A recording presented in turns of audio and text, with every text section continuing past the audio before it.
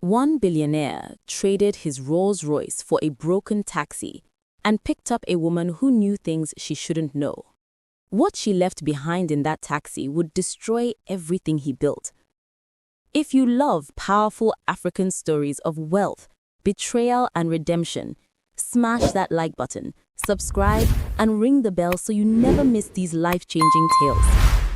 Meet Chukwuemeka Okonkwo, the Lion of West Africa. At 45 years old, he owned the tallest building in Lagos, controlled 3 banks, and his net worth could feed a small nation. His mansion sat on Banana Island, where the elite lived behind golden gates and armed security. But wealth, as the elders say, does not guarantee wisdom, and Chukwuemeka was about to learn this lesson in the cruelest way possible. Something was wrong in his empire. Someone was stealing from him. Not money. Something worse. Trust. His executives whispered when he entered rooms. His wife Ada grew cold, distant. His 2 children barely looked up from their phones when he came home. The business that took 20 years to build was bleeding from a wound he couldn't see.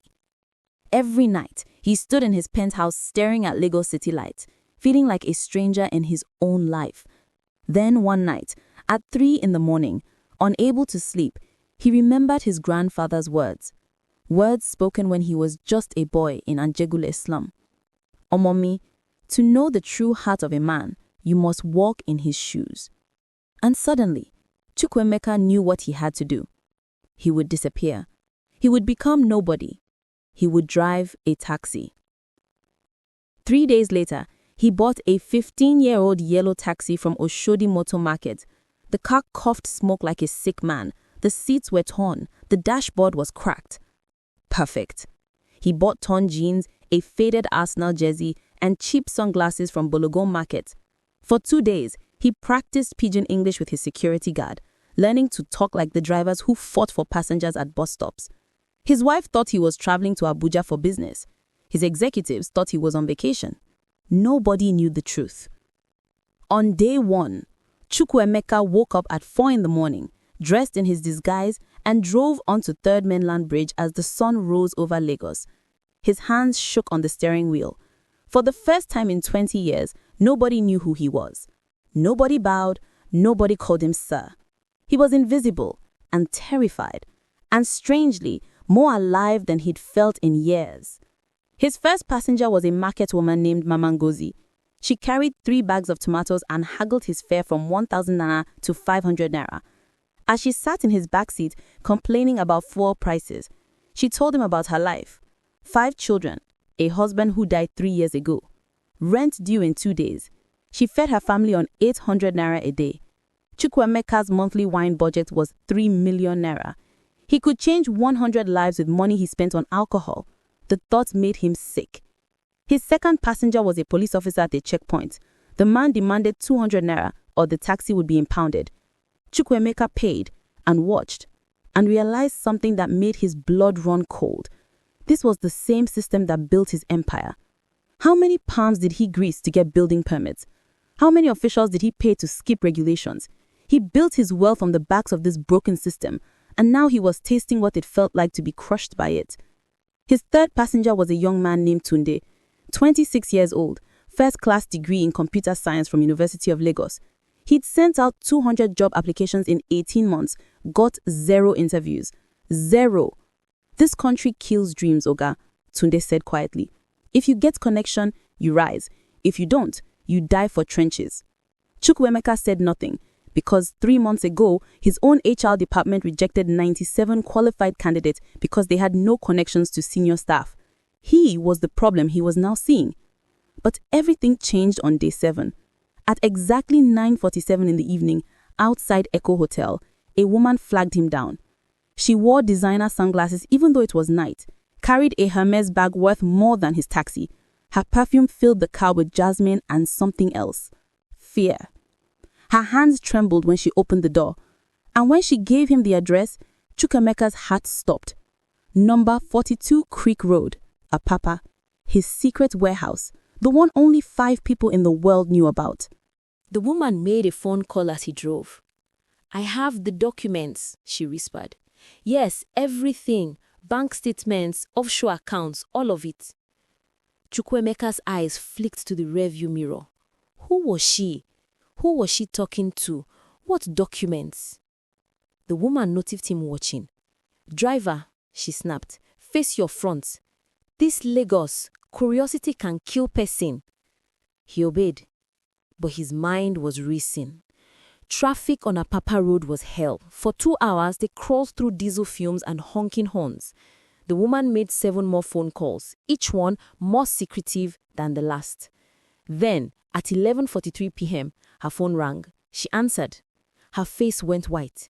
He knows, she whispered. Then she did something strange.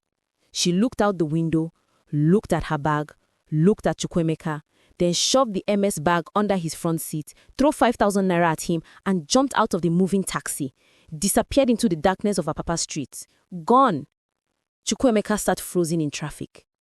Every instinct screamed at him to drive away, leave the bag, forget this ever happened. But he couldn't. The boy from Ajegunle who survived by knowing everything, the entrepreneur who built an empire by seeing opportunities others missed, that man reached under the seat and pulled out the bag. Inside was a MacBook, 3 burner phones, a passport with the woman's face but a different name, and a manila folder. His hands shook as he opened it. Inside were bank statements from his own company, transfer records, emails, and photographs. Photographs of his CFO, Emeka Nwosu, meeting with his competitors, selling company secrets, stealing from him. But there was more, so much more. And what he was about to discover would destroy him. Chukwuemeka didn't go home that night. He drove to a 24-hour restaurant in Ikeja, ordered eba and egusi soup, and opened the laptop. The password was taped underneath. Justice 2024. The laptop opened, and Chukwuemeka began to read. What he found made him weep in public. This wasn't just business theft. This was systematic destruction. Emeka Nwosu, the man he mentored from intern to CFO, the man he called him brother, the man he trusted with everything, had been plotting against him for 3 years. 2.4 billion naira siphoned to offshore accounts, 50 billion naira in sabotage deals, false rumors planted about Chukwuemeka's health to crash stock prices. But the worst part was still coming. The part that would break him completely. There were emails between Emeka and someone else. Someone close. Very close. The emails were marked Operation Clean Slate. Chukwuemeka clicked on the first one and saw his wife's name, Ada. His wife, the mother of his children, the woman he loved for 22 years. The emails weren't love letters. They were business plans, plans to destroy him. Every cold shoulder, every distant look, every late night at the spa, they were all meetings, planning sessions. Ada wasn't having an affair. She was the mastermind. And the reason? One email explained everything. He cares more about business than his family, Ada wrote. He stopped seeing us years ago. We're just pictures on his desk, trophies on his shelf. This isn't revenge. This is justice. Chukwuemeka's tears fell on the laptop keyboard. Because she was right. When was the last time he had dinner with his children? When was the last time he knew his daughter's favorite song or his son's dreams? He knew stock prices, but not his family's pain. He built an empire and lost a home. He drove all night, through Lagos streets, past his office building, where security guards saluted a taxi they didn't recognize, past his children's school, where he'd never attended a single parent-teacher meeting, past the church where he married Ada, promising to love and cherish her forever, past the slum in Ajegunle where he was born, where he shared his last 50 naira with street kids, where he promised himself he would lift his community if he ever made it. When did he become this man? When did he forget? At 4 a.m. in the morning, broken and lost, Chukwuemeka picked up an old man near Ojuelega. The man wore all white, carried only a walking stick, smelt of incense and something ancient. You are far from home, Chukwuemeka, the old man said. How do you know my name? I know many things, the old man smiled. I know your heart is breaking. I know you are choosing between revenge and redemption. I know the bag you found is a mirror. Chukwuemeka's hands gripped the steering wheel. Who are you?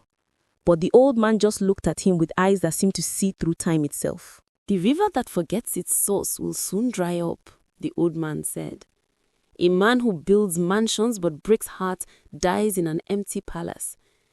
Betrayal is not your enemy, Chukwuemeka. It is your teacher. It shows you who you have become. The bag you found is a mirror.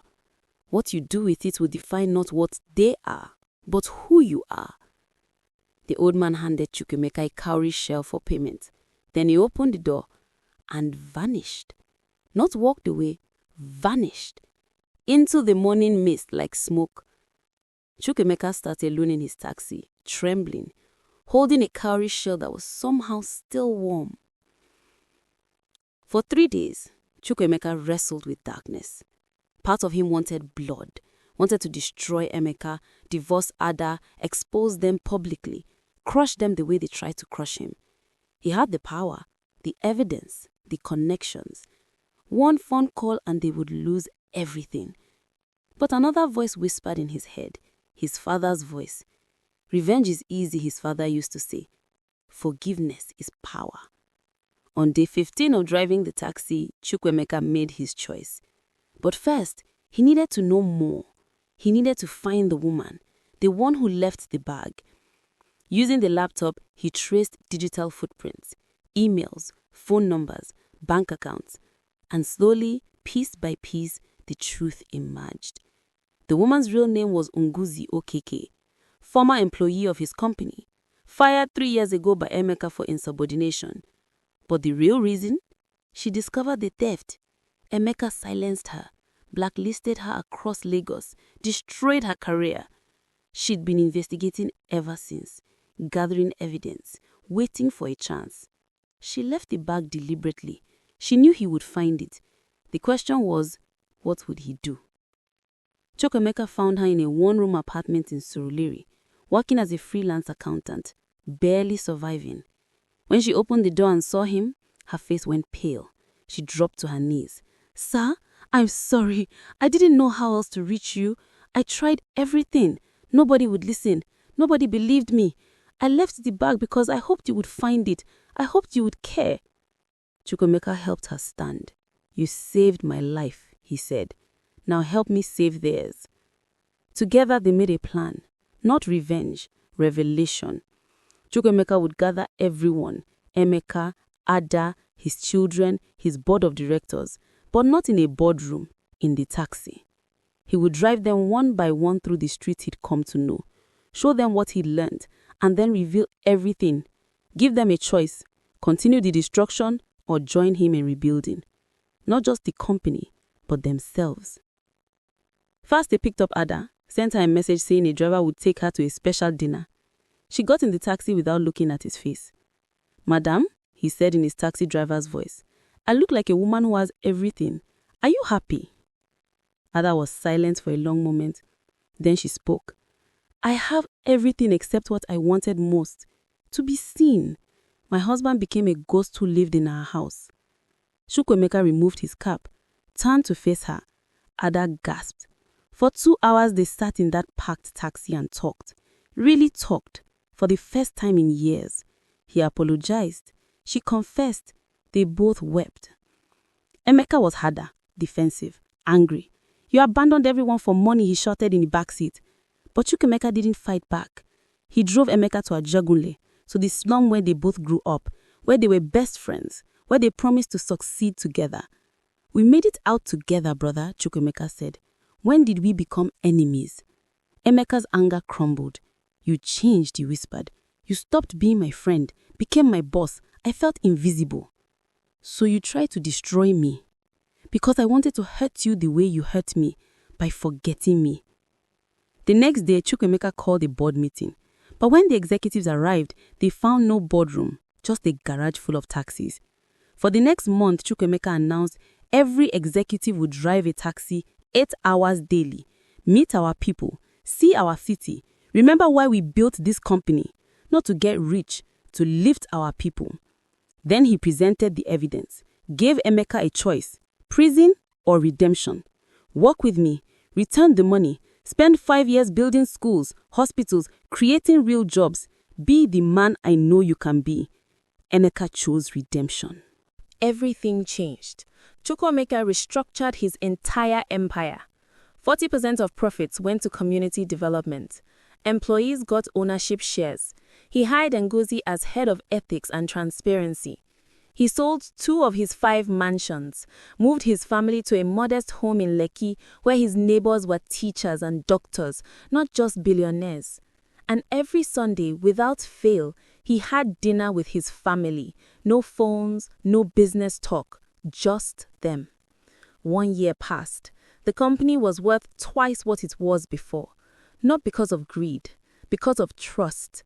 Workers fought for the company because the company fought for them. Ada smiled again, real smiles. His daughter showed him her paintings. His son asked him to play football. Emeka had returned 800 million naira and was now leading the company's scholarship program, putting 200 young people through university every year. Real change, real redemption. But Chukwuemeka never forgot the taxi. It sat in his garage, a yellow reminder of the 15 days that saved his life. And once a week, every Thursday night, he drove it, picked up strangers, listened to their stories, because the streets taught him what business school never could, that the greatest wealth is not in bank accounts, it is in knowing the people whose lives you touch. But there was something Chukwuemeka never told anyone, something that haunted him. That night, when the old man vanished into the mist, he left something behind. A small wooden box, carved with symbols Chukwuemeka didn't recognize. Inside the box was a note written in perfect handwriting. Your first test is complete, but remember, betrayal comes in many forms. The next one will test not your forgiveness, but your wisdom. When the eagle circles your house 3 times, you will know it is time. The real enemy is not who you think. Chukwuemeka kept that box locked in his safe and tried to forget about it. Until last Tuesday, Chukwuemeka was having breakfast with his family when his daughter pointed out the window. "Daddy, look, a big bird." Chukwuemeka looked up. An eagle. Massive, dark wings spread wide against the morning sun. It circled his house once, twice, then a 3rd time, and flew away. Chukwuemeka's coffee cup shook in his hand. Ada noticed. "Are you okay?" He forced a smile. "I'm fine." But he wasn't fine, because the old man's prophecy had just come true. That night, Chukwuemeka couldn't sleep. He went to his study, opened the safe, took out the wooden box, stared at it for hours. What did the old man mean? What was coming? Who was the real Amimi? Then his phone rang, 3 in the morning. Unknown number. He answered. A woman's voice, muffled, scared. "Mr. Okonkwo, you don't know me, but I know what's coming for you. They're planning something bigger than what Emeka did. This time they want everything. Your company, your family, your life." The line went dead. Chukwuemeka sat in the darkness, his heart racing. Who was that woman? How did she get his private number? What was coming? He tried calling back. The number didn't exist. For 3 days, he waited, watched, looked over his shoulder, but nothing happened. No threats, no attacks, just silence. The kind of silence that screams danger. Then on Friday, his head of security brought him something. "Sir, we found this outside your office this morning." It was a manila envelope, no address, no stamp, just his name written in the same handwriting as the note in the wooden box. Chukwuemeka's hands shook as he opened it. Inside was a single photograph. A photograph of his son, leaving school. A red X marked over his face. And underneath, 3 words. Time is running. Chukwuemeka called Ada immediately. "Get the children. Go to your mother's house in Abuja. Now. Don't ask questions. Just go."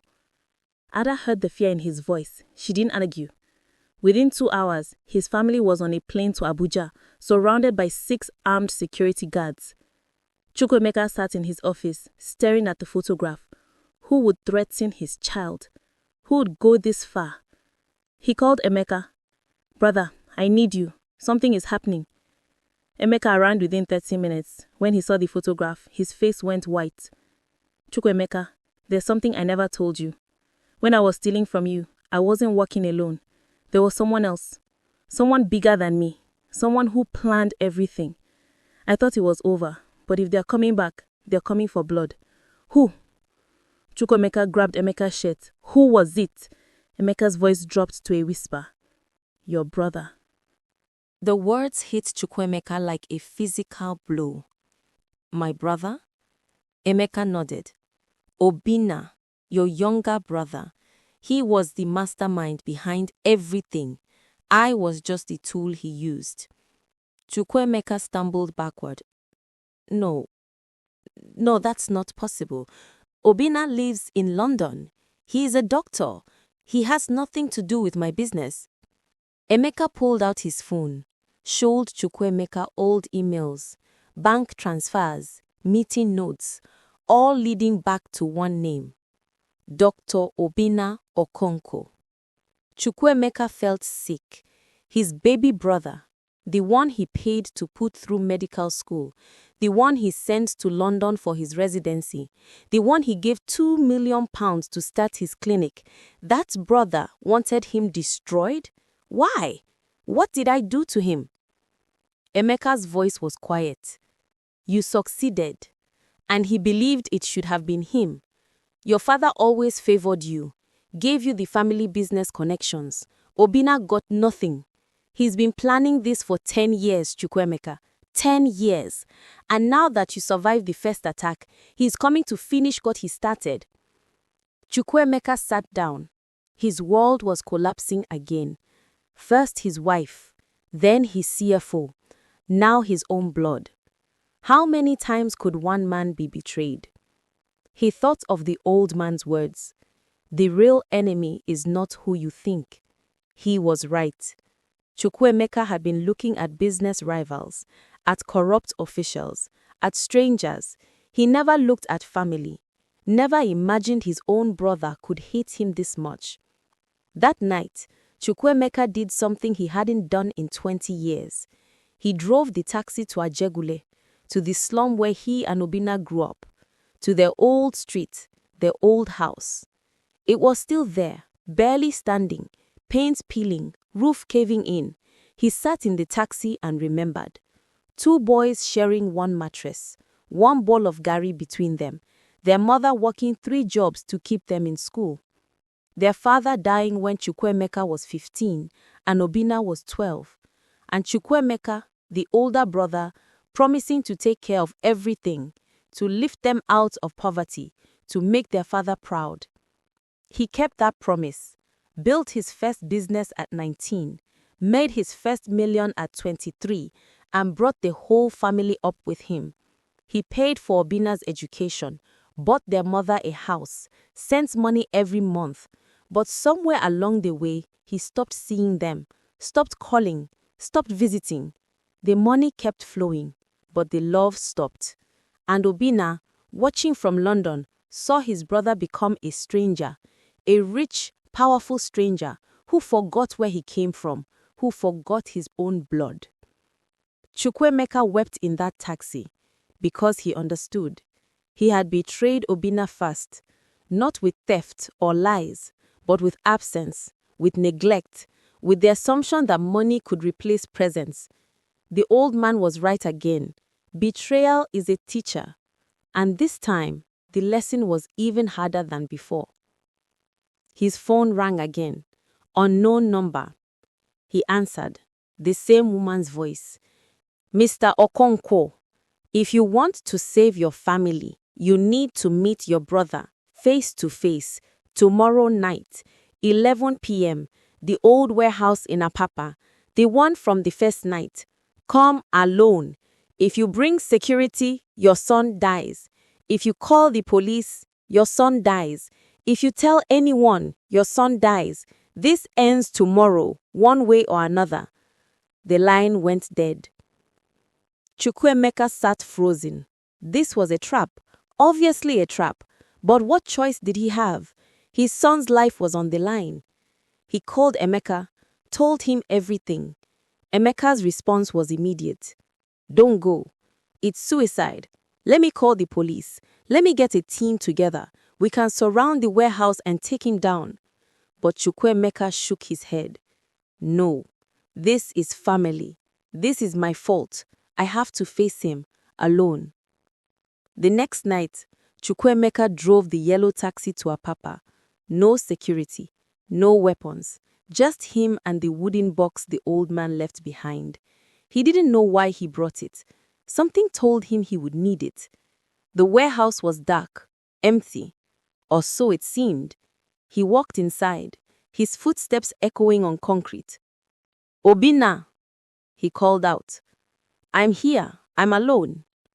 Lights flooded on, blinding him. When his eyes adjusted, he saw his brother.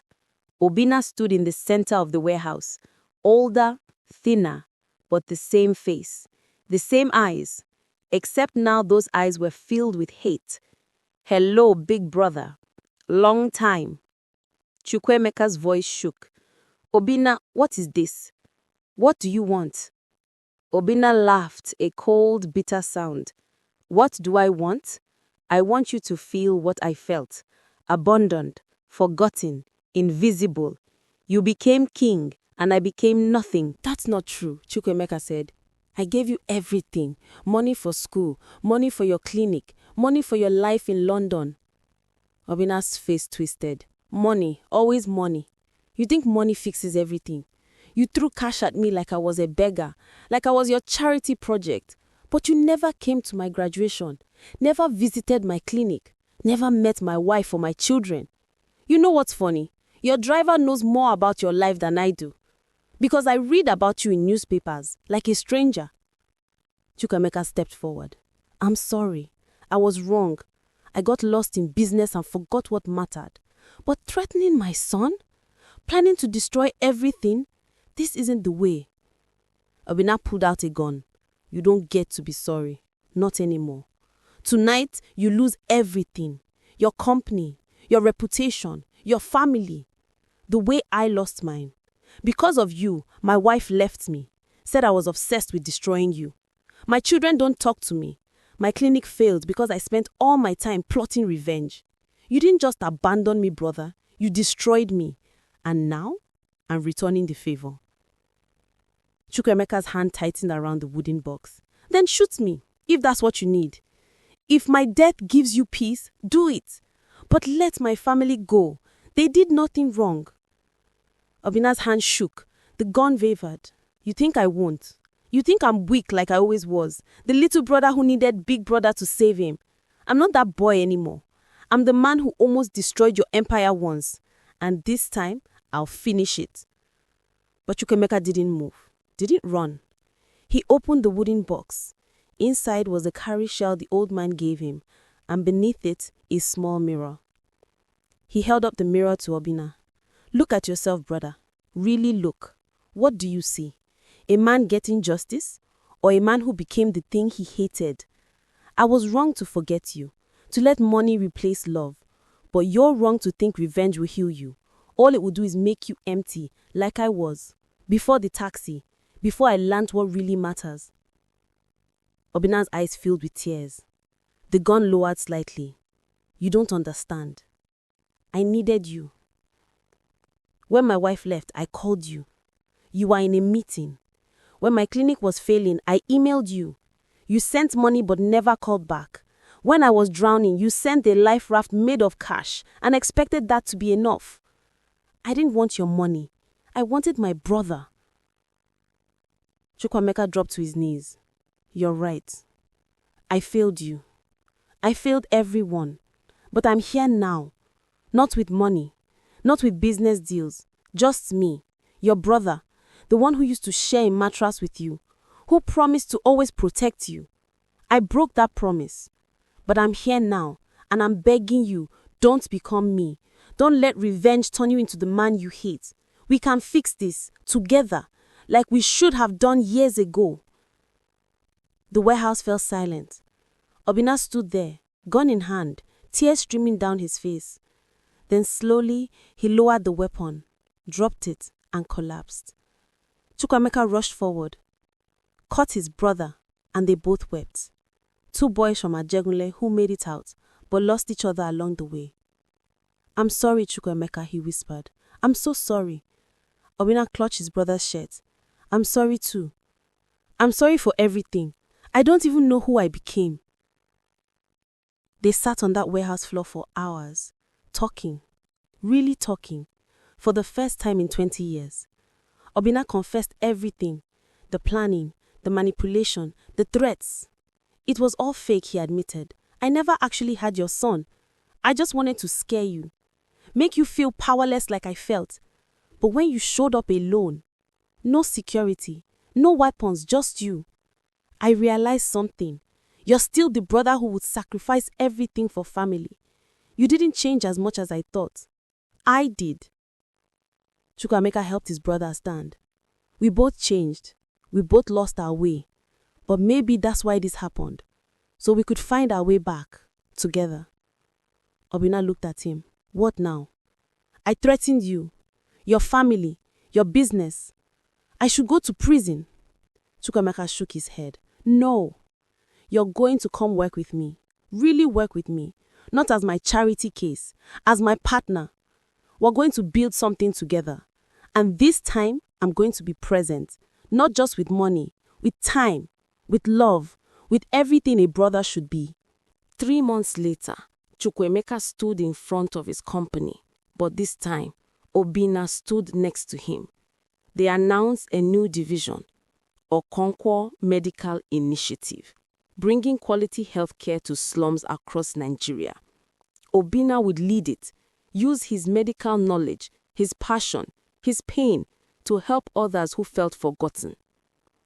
The press conference ended, and as they walked off stage, Obinna turned to his brother. "Thank you for not giving up on me, for seeing me when I couldn't see myself." Chukwuemeka smiled. "That's what brothers do. Or at least that's what we should have been doing all along." That night, Chukwuemeka drove his taxi one last time. He picked up an old woman in Yaba. She told him about her son, how he moved to America and forgot about her, how money came every month but phone calls stopped, how she would give back every naira just to hear his voice. Chukwuemeka listened, and when he dropped her off, he paid her fare. Then he handed her his phone. "Call him, right now. Tell him you need him, not his money. Him." The woman's hands shook, but she dialed. And when her son answered, she wept. "Thank you, driver," she said to Chukwuemeka.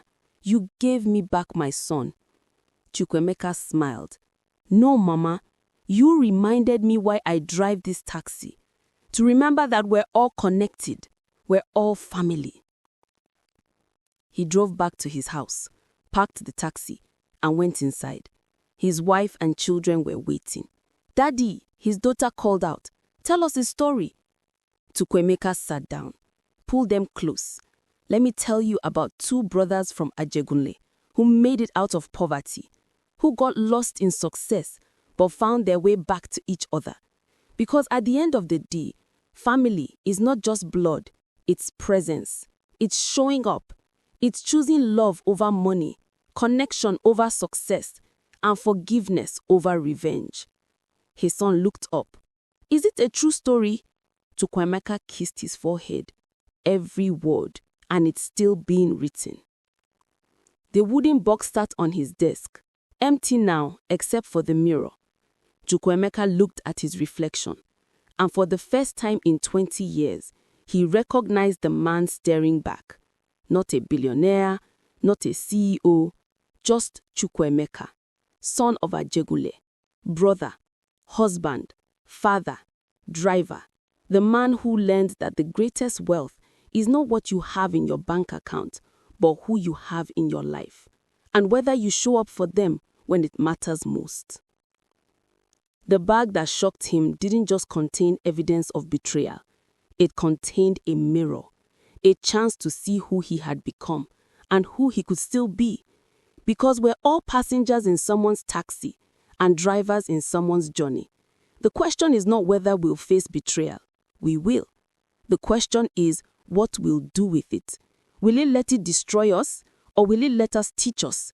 Will we choose revenge or redemption? Will we build walls or bridges? Chukwuemeka chose bridges.